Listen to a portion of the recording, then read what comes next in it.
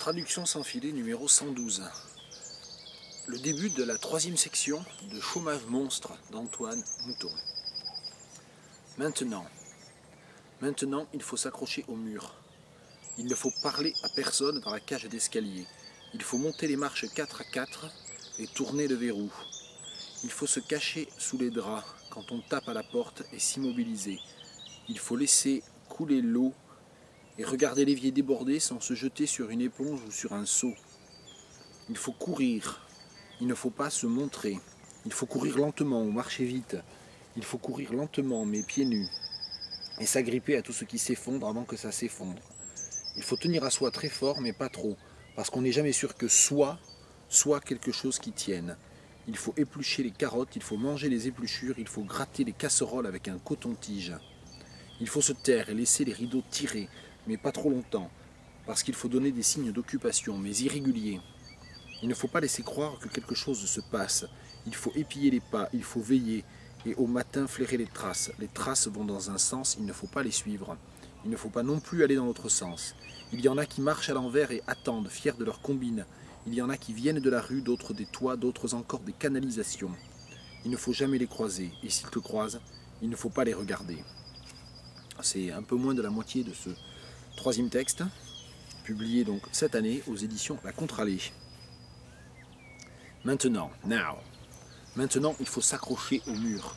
Alors là, la question que je me pose, que je ne vais pas résoudre dans l'absolu aujourd'hui, c'est la traduction de « il faut ». Est-ce qu'on utilise une tournure totalement impersonnelle, « it is necessary to »,« it is compulsory to », ou est-ce que l'on va vers une tournure impersonnelle utilisant le « you », le pronom de deuxième personne en anglais.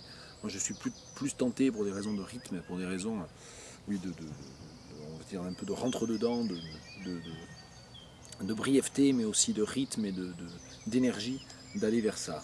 Now you need to cling to the walls. You mustn't talk to anyone in the staircase.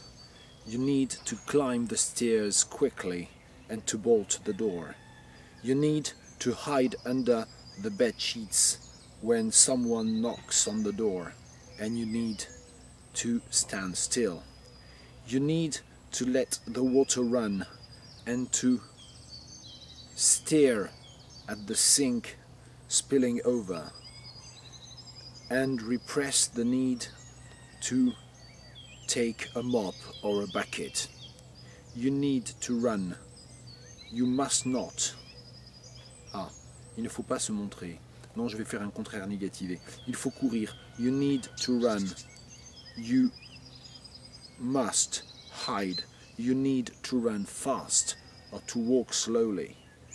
You need to run slowly but with your bare feet and to cling to anything that crumbles down before it crumbles down. You need to cling to yourself, to hold on to yourself plutôt.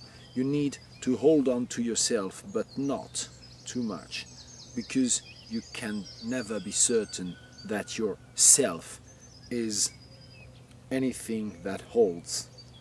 You need to peel the carrots. You need to eat the carrot peels. You need to clean the pans with a Q-tip. You need to shut up and to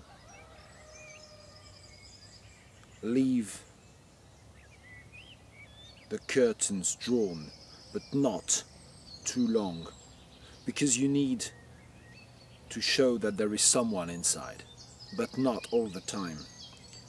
You mustn't make anyone believe that anything is happening. You need to look.